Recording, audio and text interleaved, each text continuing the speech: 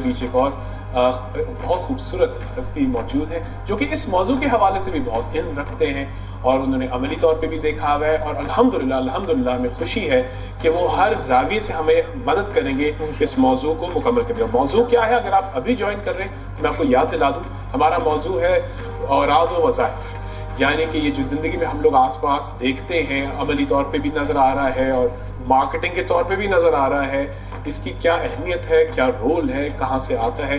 हमारे मेहमान जो हमारे साथ आ गए हैं वो हैं जी नवीद कारी साहब। अस्सलाम वालेकुम। वालेकुम सलाम रहमतुल्लाहि व बरकातहू। कैसे आपके आने का बहुत शुक्रिया जी। अल्हम्दुलिल्लाह, बिल्कुल आपकी दुआएं हैं।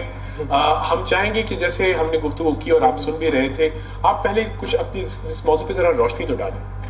देखिए, रूहानी इलाज जो है एक बिल्कुल एक समझ लीजिए कि एक बिल्कुल प्रॉपर एक चीज़ है जिसमें ज़िंदगी की हर चीज़ शामिल हो जाती है, चाहे वो किसी भी चीज़ से ताल्लुक़ रखती हो, रूहानियत से ताल्लुक़ रखती हो, चाहे वो ज़ाहिरी तौर पे हमारी ज़िंदगी से ताल्लुक़ रखती हो। मिसाल के तौर पे देखिए कि हम अगर वजीफ़ा नहीं पढ़ेंगे, एक समझ लीजिए एक बुज़ुर्ग का मुझे कॉल बड़ा अच्छा याद आया मेरे भाई, वो कहते हैं कि किसी जिसका वजीफ़ा नहीं है वो बिल्कुल बेकार आदमी। वजीफ़ा होना हमारी ज़िंदगी में लाजमी है।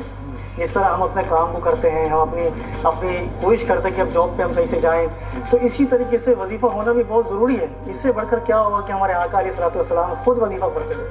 रोज़ाना आका अलैहिस्सलाम फरमाते हैं कि मैं 70 मरतबा इस्तिग़फ़ार पढ़ता हूँ, और एक रिवायत में 100 मरतबा का भी जिक्र है। और मेरे आका अलैहिस्सलाम, देखिए आपको अगर आप किताबें उठाएंगे इस्लाम की तो ना जाने आपको हज़ारों वजीफ़े मिलेंगे। हर बुजुर्ग ने अपना वजीफ़ा दिया है, हर बुजुर्ग ने इबादत की है।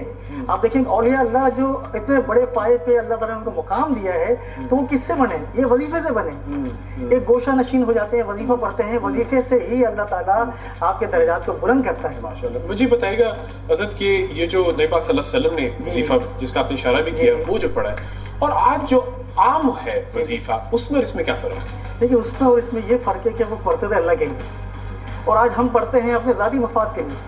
मेरा काम नहीं हो रहा, मैं थोड़ा सा ये वजीफ़ा किसी से लेकर आ जाऊँ, मैं पढ़ लूँ ताकि मेरा काम हो जाए। हमारे पास लेडीज़ आती हैं, कहती हैं मैंने 40 दिन का वजीफ़ा करा, मेरा वो काम नहीं हुआ। हम लोग लालची है, हमारे अंदर इखलास बहुत कम है। इखलास वाले लोग वो हैं कि जो पढ़ते हैं तो किसी अल्लाह ताला की ज़ात में, अल्लाह ताला की बारगाह के अंदर ये नहीं कहते या अल्लाह मेरा ये काम हो जाए, वो ये कहते हैं या अल्लाह ये मैं वजीफ़ा पढ़ रहा तो इसको कबूल कर। तो शॉर्टकट है तो इसको वजीफ़ा के अंदर नेगेटिव भी बहुत है, नेगेटिव थॉट बहुत है जी। पहले जो वजीफा होता था अल्लाह का कुर्ब पाने के लिए होता है, पहले का, अब होता है माल पाने के लिए। पहले होता था कब्र की तैयारी के लिए, अब होता है घर बनाने के लिए। पहले होता था अल्लाह से जोड़ने के लिए खालिस, अब है रिश्तों को तोड़ने के लिए। अब होता है बेटा माँ से दूर हो जाए जी, है ना, नंदे भावच की लड़ाई हो जाए। बिल्कुल ऐसा वजीफा दें। मुझे बताइएगा ये वजीफा है कि काला जादू? ये तो काला जादू भी नहीं, शैतानियत है हज़रत। ये शैतानियत है कि अगर माँ को बेटे से दूर कर दिया जाए, भाभी को उसके देवर से दूर कर दिया, ये तो हराम है। तो यानी कि लालच या खौफ के बिना पे अगर मैं कोई चीज, अल्लाह माफ करे, खुदा का कलाम भी पढ़ रहा हूँ तो मेरी नीयत अगर इस तरह की है तो ये तो गुनाह है, ये तो आप गुनाह में शामिल हो जाएंगे। लेकिन नबी साहब की वो हदीस है रियाकारी वाली, अल्लाह के नबी सल्लल्लाहु अलैहि वसल्लम आपने फरमाया शिर्क असगर वो है, तुम्हें दज्जाल से ज्यादा खतरनाक बात ना बताऊं? आइए या रसूल अल्लाह, कौन सी? फरमाया वो नमाज लोगों के लिए पढ़ी जाए। देखिए, क़यामत के दिन भी लोगों के अमाल उनके मुंह में मार दिए जाएंगे। अल्लाह ताला क्या फरमाएगा, जिसके लिए आपने वो सब कुछ अमल किया जाओ उससे जाके जज़ा ले लो। हमारे अंदर इखलास पैदा होगा तो इंशाअल्लाह लड़ाई झगड़े भी खत्म हो जाएंगे, अल्लाह ताला की रहमत आपका नज़ूल होगा और अल्लाह ताला वैसे ही आपके काम बना देगा। अल्लाह ताला ये देखिए काफिरों का काम बनाता ही नहीं बनाता। अब देखिए अल्लाह ताला गैर मुस्लिमों का काम बनाता नहीं बनाता। हम मुसलमान जो लेडीज़ हमारे पास जी, जैसे हमारे पास लेडीज़ आती है, आप यकीन करें उनका क्या काम होता है, शौहर की जनाब यानी नौकरी नहीं है, बेटे की जनाब सही से तनख्वाह नहीं बढ़ रही है, उसका वजीफ़ा बता दीजिए। अच्छा जी ये बताइए, वजीफ़ा तो पढ़े, नमाज़ पढ़ते हैं? वो जी नमाज तो नहीं पढ़ते, जुम्मे की पढ़ लेते, तो क्या जुम्मे की दिन ही आपको मतलब याद आती है नमाज, अल्लाह का जिक्र करना है, जुम्मे को याद आता है आपको? तो याद यकीन जानिए कि इतनी इसके अंदर मैं आपको इस्लाह करने की ज़रूरत है लोगों की कि मैं आपको बता नहीं सकता कि आप अल्हम्दुलिल्लाह अपने आसाने में हम 10 लोगों की इस्लाह करते हैं कि पहले आप नमाज़ पढ़िए, पहले आप फ़राइज़ अदा कीजिए, अपने वाजिबात अदा कीजिए, उसके बाद फिर आप ये वजीफ़े पे जाइए, क्योंकि वजीफ़ा सिर्फ एक मुस्तहब अमल है। अगर आप करेंगे तो आपको सवाब मिलेगा और अल्लाह ताला करीम है और अपना करम फरमाएगा आपके ऊपर, लेकिन उसके साथ पहले फ़र्ज़ को जोड़ना पड़ेगा। पहले फ़राइज़ जोड़ेंगे इंशाअल्लाह अल्लाह ताला आपके मुस्तहबात को भी कबूल कर लेगा। اگر آپ اس بات کو پہلے کریں گے اور نماز چھوڑ دیں گے تو یہ اللہ کی بارگاہ کے اندر قبول نہیں ہے. فرض کس طرح مان جائیں, وہ کیا قانون ہے خدا کی قدرت کا جو کہ اس طرف ہماری مدد کرے؟ جی عمیر بھائی, سب سے پہلے تو جو کالر نے پوچھا کہ وظیفہ کی اہمیت کیا ہے.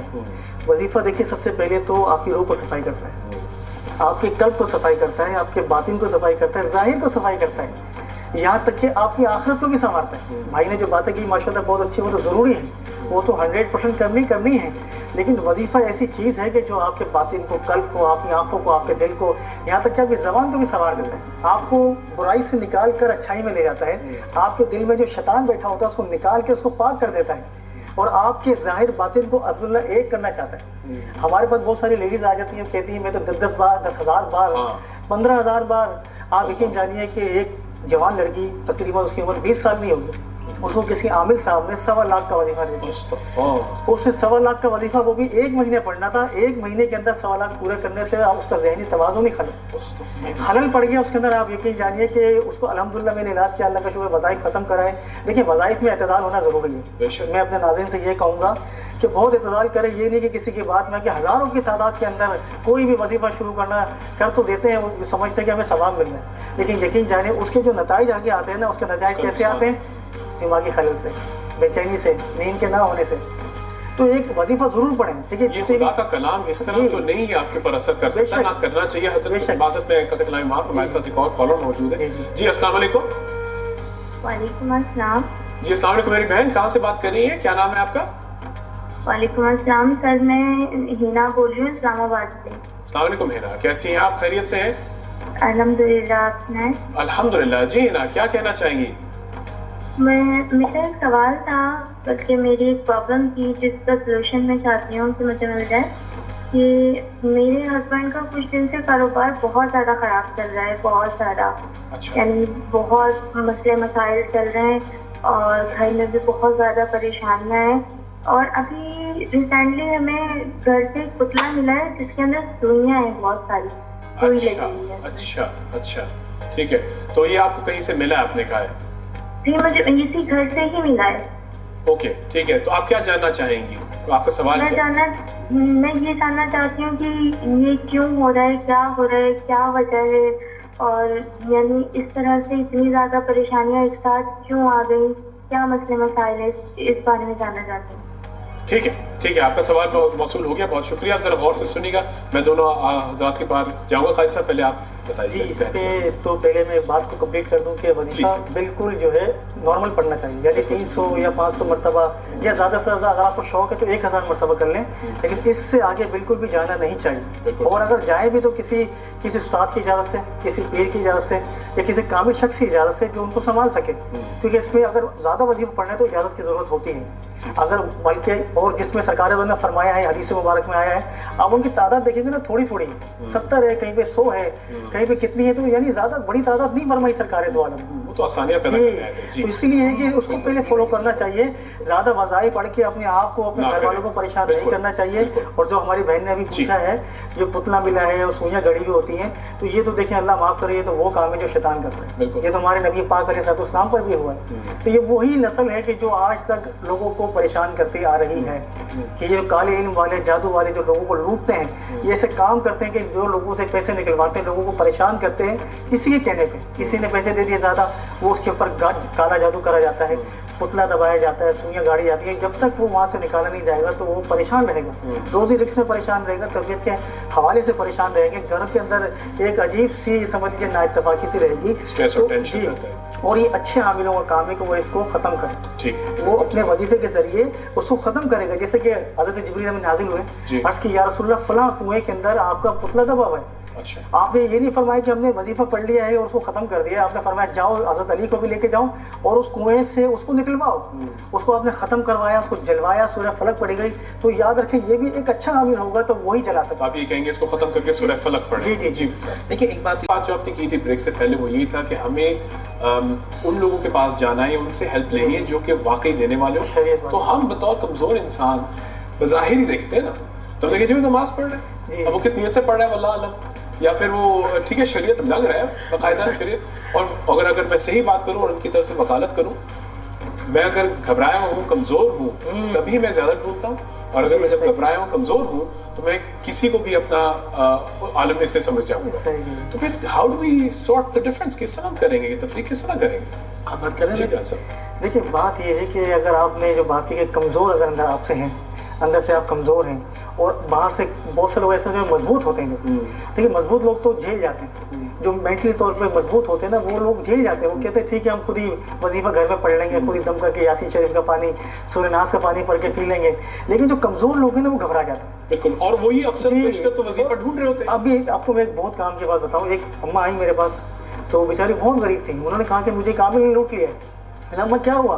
کہتی ہیں کہ وہ میں گئی, اس نے کہا کہ بندش ہے, ایک تالا لگا ہوا ہے, اس کو 5,000 لگیں گے کھولنے کے لیے بندش کو. میں یقین کریں, اب پھر یقین کریں وہ بیچاری رو نہیں کری, تو میں نے کہا اماں پھر کیا ہوا؟ کہنے لگے پھر میں گئی, پھر ایک اور تالا لگا ہوا ہے, ایک اور 5,000 لگیں گے. آپ یقین کریں کہ اس طرح غریب لوگوں کو لوٹا جاتا ہے, جو بیچارے ہمارے ایک اور دوست, اور کیونکہ بہت ساری کالیں آ رہی ہیں. جی السلام علیکم. جی وعلیکم السلام, کیا حال ہے آپ کے؟ الحمدللہ بالکل بخیر و عافیت سے. میرے بھائی آپ کا نام اور جگہ جان سکتا ہوں, کہاں سے کال کر رہے ہیں آپ؟ میں آپ کا ایک بڑا پرانا دوست, آج افطار کے فوراً بعد آپ کو دیکھا اور بہت مسرت ہوئی. ونڈرفل, جزاک اللہ. اور آپ کا فیصل خان فرام لاہور. ارے واہ ماشاء اللہ, فیصل خان میرے دوست, میرے یار, کیسے ہیں, خیریت سے ہیں؟ ماشاء اللہ.